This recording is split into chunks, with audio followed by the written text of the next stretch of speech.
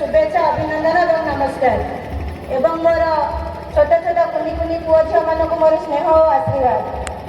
आज हूँ अश्वेश्वर महाविद्यालय वार्षिक उत्सव। पिला माने आपण माने केते भोरू 6टा 7टा बेलू आपण माने उपस्थित अछंती स्कूल रे आपणकर प्रतियोगिता रे भाग लेछंती किबा कोनसी प्रतियोगिता उपस्थापन करिया पे केते बेले विधायक आसीबे केते बेले हमर प्रतियोगिता आरंभ हम समस्त मन में उत्कंठा और विश्वास अच्छी। मुझे बेसी किसी कहीपरि ना तथापि मुझे कहूँ पिला माने शिक्षा हूँ गोटे एमती गोटे माध्यम जोटा आमको भविष्य में आम उज्जवल भविष्य गठन कर साहाय्य करे। ता सहित खेल कूद नाच गीत ये सब हूँ आम जीवन गोटे गोटे अंग सहित समान। जेपरी आम बहुत समस्या भितर रही गीत शुणीदे आमको हल्का लगे कार्यक्रम को मुझे स्वागत जनाऊँगी एवं कुनि कुनि पिला भितर प्रतिभा को शिक्षक मान द्वारा चिन्हट कर शिक्षक मैंने पिला भितर लुकायित प्रतिभा को बाहर कर दिग्दर्शन देवार सहयोग कर समस्त शिक्षक शिक्षयित्री मानक मोर नमस्कार। पिला माने तुम मानक मु किछि कहबाक चाहूँगी आजिकल स्कूल व्यस्तता भितर तुम्हें जाइए घर मोबाइल ही देखुव मोबाइल सहित तुम्हें मैंने जिते जड़ित हम निजर भविष्य को सेते अंधार को ही पेलीदेव। तेणु पिला मैंने निजे निज भर शारीरिक प्रतिभा मानसिक प्रतिभा को विकास करने चेष्टा कर पाठ पढ़ा समय आम मैंने छोट हो जब आमको व्यस्त लगे आम सांगसाथी सागर खेलू एवं खेल आना जी स्कूल गले ट्यूशन गले मोबाइल धरले बसिले आ मोबाइल खेल पिला मैंने एत जड़ित हो गले जे निजर भविष्य को लक्ष्य न कर आत्महत्या पर्यटन भी जापी। तेणु पिला मोर अनुरोध शिक्षा जार जी ग्रहण करवार अच्छी निज उपर निर्भर करे समस्त क्लास रे टपर हेबे ना सब स्वतंत्र प्रदेश गठन करिवार प्रतिबद्धता रखिथिबा व्यक्तित्व 1838 मसीहा 13 जुलाई मासरे जन्म नहीं तीर्थ क्षेत्र से ओसरेश्वर माटी से माटी रे अनुष्ठित एक स्वतंत्र सुपरिकल्पित शिक्षार विकसित अनुष्ठान पीएम श्री ओसरेश्वर सरकारी उच्च विद्यालय वार्षिक उत्सव सभापतित्व करुवा प्रधान शिक्षयित्री महोदया सभा उपस्थित पूर्वतन प्रधान शिक्षयित्री महोदया उपस्थित निश्चित कोइली मंडलर उपाध्यक्ष महाशय यही एक ऐतिहासिक ग्राम पंचायतर सरपंच समिति सभ्या महोदया समस्त सांबादिक बंधु वरेण्य अतिथिवृंद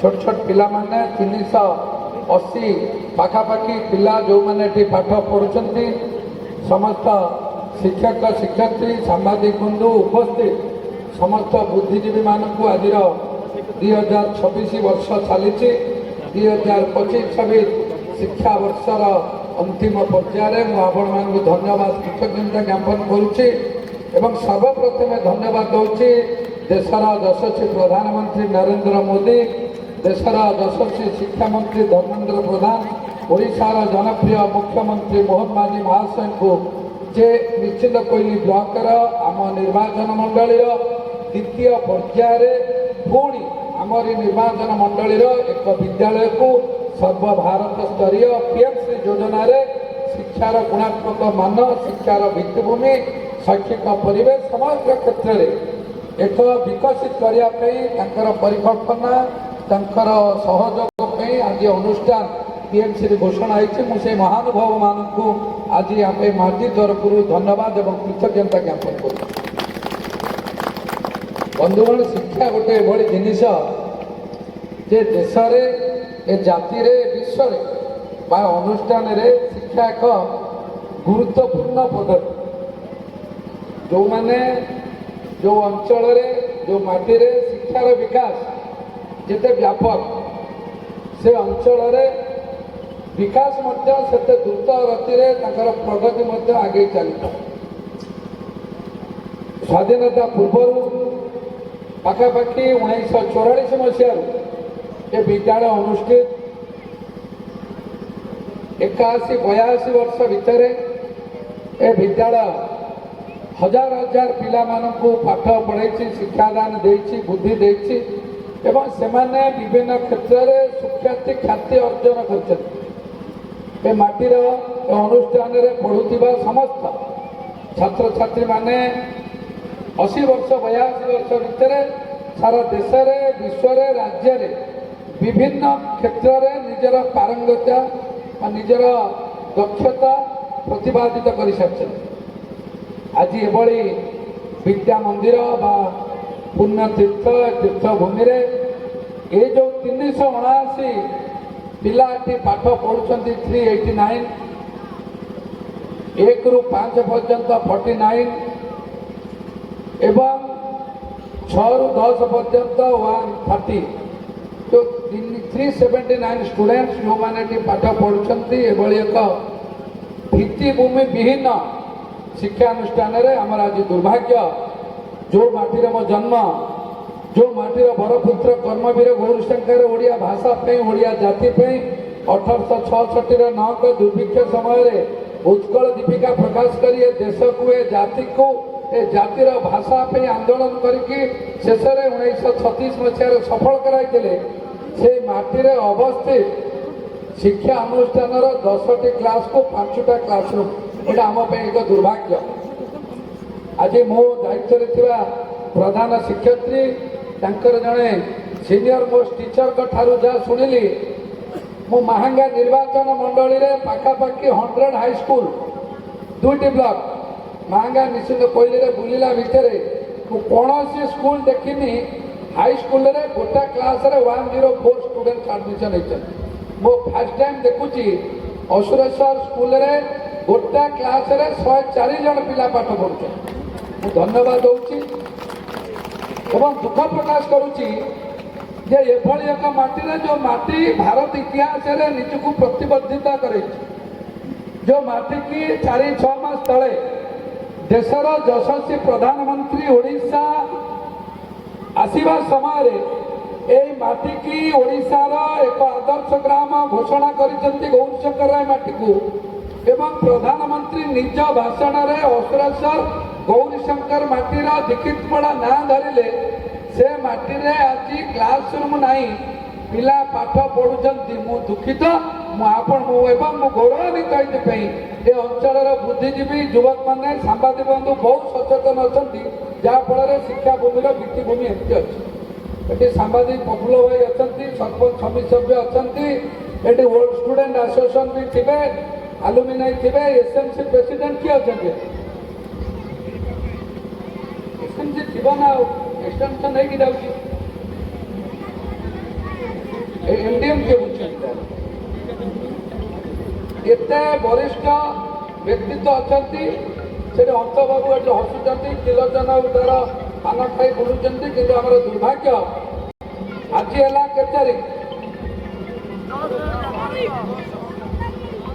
फेब्रुआरी 10 तारीख मैडम नुआ सेशन के आरंभ हम 2026-27 एकाडेमिकल सेशन के हम एप्रिल 1 एप्रिल 2026 से दिन उत्कल दिवस ए माटीर एक ऐतिह्य दिन जो माटीर बरपुत्र ओडिशा को स्वतंत्र प्रदेश गठन करिबारे आग धाड़ी रे आगुआ दायित्व नहीं मु आज कथा दौची उपाध्यक्ष सरपंच समिति सभ्या मैडम अच्छा 2टी क्लासरूम आसंता काली आरंभ हम एप्रिल 1 रे सर मु 1 एप्रिल 2026 मसीह 2टी क्लासरूम प्रति क्लासरूम में 50-60 जन पिला पढ़ुवार क्लासरूम 2026 1 एप्रिल तारीख दिन ये उद्घाटन हम से नवम श्रेणी पिला 2टी सेशन हम 45 पिलारे गोटे सेशन करा कथा 104 पिलारे गोटे सेशन होम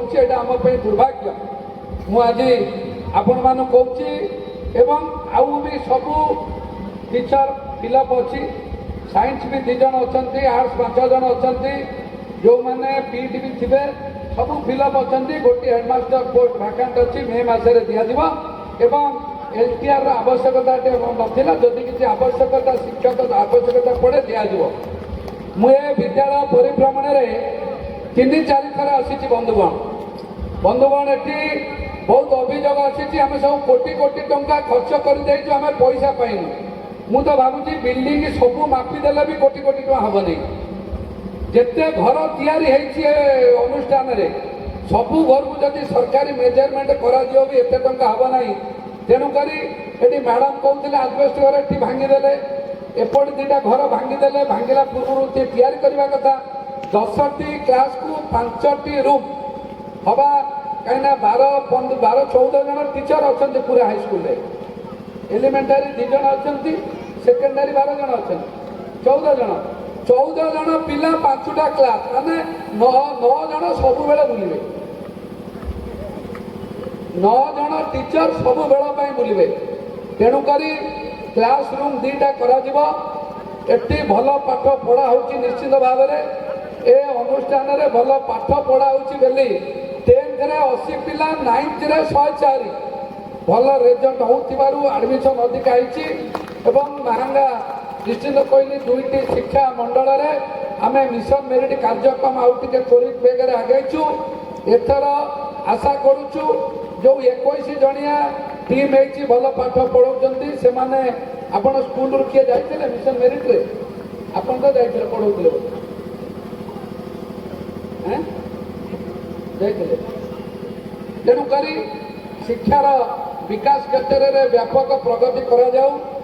ଆମକୁ ଗର୍ବିତ ଲାଗିବା କଥା ଏଠି ଅସ୍ରେଶ୍ୱରରେ ଗୌରୀଶଙ୍କର ରାୟଙ୍କ ଜନ୍ମ ଏବଂ ଗୋଟିଏ ଜାଗାରେ ପ୍ରଥମରୁ ଜଣେ ପଢ଼ିକି ମାଷ୍ଟର ଡିଗ୍ରୀ ପଢ଼ିବ ଅସ୍ରେଶ୍ୱର କଲେଜରେ, ସେଇଟା ମଧ୍ୟ ଏ ଅଞ୍ଚଳର ଗର୍ବ।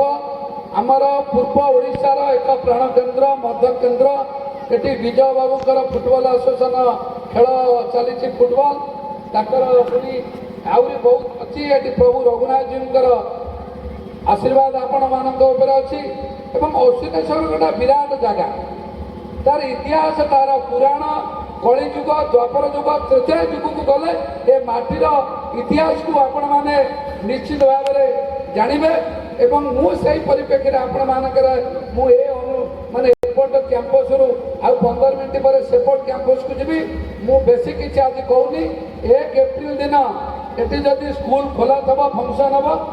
ସ୍କୁଲ ବନ୍ଦ ହେଲେ ବି ଅବଜରଭେସନ ଡେ ପାଳନ କରାଯିବ। ଏଥର ଉତ୍କଳ ଦିବସ ଏଇଠି ପାଳନ କରାଯିବ ଏଥର। ଏବଂ ଏଠି 2ଟି ଘର ସେଦିନ ଆନୁଷ୍ଠାନିକ ଭାବେ ଆପଣମାନଙ୍କ ଉଦ୍ଦେଶ୍ୟରେ ଉତ୍ସର୍ଗ କରାଯିବ। ମାନେ ମାର୍ଚ୍ଚ 1 ମାସ 15 ଦିନ ବାକି ରହିଲା, ମାନେ 45 ଦିନରେ 2ଟି ଯାକ ଘର ସରିବ ଏବଂ ସେଇଟା ଏପ୍ରିଲ 1ରେ ଉଦ୍ଘାଟନ କରାଯିବ। ଶିକ୍ଷାନୁଷ୍ଠାନର ଯଦି ବିକାଶ କରାଯିବ ନାହିଁ, ସରପଞ୍ଚ ବାବୁ ତଳେ ପ୍ରତିନିଧି କଲେଣି ଆମ କଲ୍ୟାଣ ମଣ୍ଡପ ଆଗେ ହଉ, କିଏ କହୁଛନ୍ତି ଘର କଲ୍ୟାଣ ମଣ୍ଡପ ହବ। ପ୍ରଭୁ ଦଧିବାବୁଜୀଙ୍କ ଆଶୀର୍ବାଦ ଅଛି। ସେଇଟା ଏ ମୋହନ ମାଝୀ ସରକାର ପର୍ଯ୍ୟଟନ ଘୋଷଣା କରିଛନ୍ତି। 4,50,00,000 ଏ ବର୍ଷ ଦେଇଛନ୍ତି। ଖାଲି ଅର୍ଡର ଆସିନି, ଆପଣମାନେ ବିକାଶ ପ୍ରଫୁଲ୍ଲ ଖୁସି ହେଉଛନ୍ତି ବସି। ସବୁ ହବ। ତାପରେ ବି ଆମ ଅଞ୍ଚଳରେ ଶିକ୍ଷାର ବିକାଶ କରାଯିବା ପାଇଁ ଶିକ୍ଷା ଅନୁଷ୍ଠାନର ମଧ୍ୟ ବିକାଶ କରାଯିବ।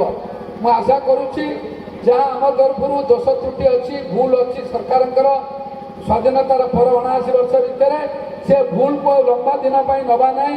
ଭୁଲକୁ ଏଇଠି ପୂର୍ଣ୍ଣଚ୍ଛେଦ ପକାଯିବ, ସଂଶୋଧନ କରାଯିବ। ଆମ ଭିତରେ ଯାହାର ମତାନ୍ତର ଅଛି ସେ ଘରେ ଥାଉ। ସାମାଜିକ କ୍ଷେତ୍ରରେ, ରାଜନୈତିକ କ୍ଷେତ୍ରରେ, ବିକାଶ କ୍ଷେତ୍ରରେ ଆମକୁ ସାମିଲ ହେବାକୁ ପଡ଼ିବ, ଏକଜୁଟ ହେବାକୁ ପଡ଼ିବ। ଏ ଅଞ୍ଚଳର ଶିକ୍ଷାନୁଷ୍ଠାନର ଅଭିବୃଦ୍ଧି ହେଲେ ଏ ଅଞ୍ଚଳର ସାମାଜିକ ଗୁରୁତ୍ୱ ମଧ୍ୟ ବଢ଼ିବ। ଏବଂ ଆଶା କରୁଛୁ ଆଗାମୀ ବର୍ଷମାନଙ୍କରେ ଏଭଳି ଏ ଅନୁଷ୍ଠାନର ପରିବେଶ ହେବ ଯେ କି ପ୍ରତିବର୍ଷ ପାଖାପାଖି 10-20 ଜଣ ପିଲା ଆସିକି ଏଠି ଭଲ ନାମ ଲେଖାଇବେ। ଆହୁରି ମଧ୍ୟ ଏ ଅଞ୍ଚଳର ଖ୍ୟାତି ରହିଛି। ଆପଣମାନଙ୍କ ଅଞ୍ଚଳରେ OAB ରହିଛି, ଓଡ଼ିଶା ଆଦର୍ଶ ବିଦ୍ୟାଳୟ ମଧ୍ୟ ଆପଣମାନଙ୍କ ପଞ୍ଚାୟତରେ, ମହାବିଦ୍ୟାଳୟ ଆପଣମାନଙ୍କ ପଞ୍ଚାୟତରେ ଏବଂ ବିଭିନ୍ନ ସରକାରୀ ଅଫିସ ମଧ୍ୟ ବ୍ଲକ ସ୍ତରୀୟ କାର୍ଯ୍ୟାଳୟ, ଏଟା ଏକ୍ସାଇଜ ଅଫିସ ଖୋଲାଯାଉଛି ଆପଣମାନଙ୍କ ଅଞ୍ଚଳରେ। ବହୁତ କାର୍ଯ୍ୟକ୍ରମ କରାଯାଉଛି ଏବଂ ଏକ ଆଉଟପୋଷ୍ଟ ଖୋଲିବାର ମଧ୍ୟ ସରକାରୀ ସ୍ତରରେ ବିଚାରକୁ ନିଆଯାଇଛି ଏବଂ ବିଚାର ଚାଲିଛି। ସେ ମଧ୍ୟ ଅସୁରେଶ୍ୱରରେ ବିଭିନ୍ନ କଥା ଅଛି। ତାପରେ ବି ଅଞ୍ଚଳର ବୁଦ୍ଧିଜୀବୀମାନେ ବରପୁତ୍ର ମାନେ ତାଙ୍କର ସମସ୍ତଙ୍କୁ ମୋର ଆପଣମାନଙ୍କୁ ନିବେଦନ ଯେ ଯାହା କରନ୍ତୁ ନା କାହିଁକି ଏଭଳି ଏକ ପବିତ୍ର ଅନୁଷ୍ଠାନଙ୍କ ଉପରେ ଗୁରୁତ୍ୱ ଦିଅନ୍ତୁ, ଟିକେ ଧ୍ୟାନ ଦିଅନ୍ତୁ। ଏ ଅନୁଷ୍ଠାନର ଉତ୍ତରୋତ୍ତର କାମନା ରହୁ, ଏଠି ପିଲାମାନେ ଆସନ୍ତୁ, ଭଲ ପାଠ ପଢ଼ନ୍ତୁ, ଶିକ୍ଷାନୁଷ୍ଠାନର ନାଁ ଆହୁରି ଆଗକୁ ଆଗ ଯାଉ। ଯେଉଁମାନେ ପ୍ରଧାନ ଶିକ୍ଷକ ଶିକ୍ଷୟିତ୍ରୀ ଶିକ୍ଷକମାନେ ଅଛନ୍ତି ସେମାନେ ମଧ୍ୟ ପିଲାମାନଙ୍କର ଉପରେ ଟିକେ ଗୁରୁତ୍ୱ ଦିଅନ୍ତୁ, ସ୍ନେହ ମମତା ଦିଅନ୍ତୁ, ପାଠ ବି ପଢ଼ାନ୍ତୁ। ନିଜର ବ୍ୟକ୍ତିଗତ ବ୍ୟସ୍ତବହୁଳ ଜୀବନ ଭିତରେ ଯେତିକି ସମୟ ସେ ଏ ପବିତ୍ର ଶିକ୍ଷାନୁଷ୍ଠାନରେ ରହୁଛନ୍ତି ପିଲାମାନଙ୍କର ଯତ୍ନ ଆହୁରି ମଧ୍ୟ ନିଅନ୍ତୁ। ଏବଂ ଆହୁରି ମ୍ୟାଡ଼ାମ୍ କହୁଥିଲେ ତାଙ୍କର MDM କିଚେନ୍ ମଧ୍ୟ ନାହିଁ, ପ୍ଲେ ଗ୍ରାଉଣ୍ଡ ମଧ୍ୟ ନାହିଁ, ସେ ପରକୁ କରିବା ଫାର୍ଷ୍ଟ ପେଜ୍ରେ ମୁଁ ପଡ଼ିଆ କରିବା ପାଇଁ କିଛି ପଇସା ଦିଆହେଇଛି, ସେ ତ ଦିଆଯାଉ, କିନ୍ତୁ ପ୍ରଥମ ପର୍ଯ୍ୟାୟରେ ଏଠି 2ଟି ଘର ହେବ, ପ୍ଲେ ଗ୍ରାଉଣ୍ଡ ବି ହେବ, ମଧ୍ୟାହ୍ନ ଭୋଜନ ଡାଇନିଂ ବି ହେବ, ସବୁ ହେବ। ଯେଉଁଠି ଭଲ ପିଲା ପାଠ ପଢ଼ୁଛନ୍ତି, ଯେଉଁ ଶିକ୍ଷାନୁଷ୍ଠାନର ଷ୍ଟ୍ରେନ୍ଥ ବେଶୀ ଅଛି, ସେ ଶିକ୍ଷାନୁଷ୍ଠାନରେ ଯେତେ ବିକାଶମୂଳକ କାର୍ଯ୍ୟ କଲେ ବି ଆମର ଅସୁବିଧା ନାହିଁ। ମୋର ଆଶା ଆପଣମାନଙ୍କର ସହଯୋଗରେ ଆପଣମାନଙ୍କର ସାହାଯ୍ୟରେ ଏ ଶିକ୍ଷାନୁଷ୍ଠାନ ଆହୁରି ଆଗକୁ ଆଗ ଯାଉ, ଏ ଶିକ୍ଷାନୁଷ୍ଠାନର ନାଁ କୀର୍ତ୍ତି ଆମ ଅଞ୍ଚଳରେ କୃତିତ୍ୱ ହାସଲ କରୁ ଏବଂ ସାରା ଓଡ଼ିଶାରେ ଉପକୂଳ ଅଞ୍ଚଳର ଗୌରୀଶଙ୍କର ରାୟଙ୍କ ମାଟି, ରଘୁନାଥଜୀଙ୍କ ମାଟି, ଦଧିବାବନଜୀଙ୍କ ମାଟି ତୀର୍ଥକ୍ଷେତ୍ରକୁ ଆହୁରି ଦେଶର ସମଗ୍ର ଅଞ୍ଚଳରେ ଏ ଅନୁଷ୍ଠାନର ପ୍ରତିଷ୍ଠା ଏବଂ ଏ ଅନୁଷ୍ଠାନର ଉପସ୍ଥିତ ଆହୁରି ଦର୍ଶକ ମୁଁ ଏତିକି କହି ରହୁଛି, ବନ୍ଦେ ଉତ୍କଳ ଜନନୀ ଭାରତ ମାତା କି ଜୟ।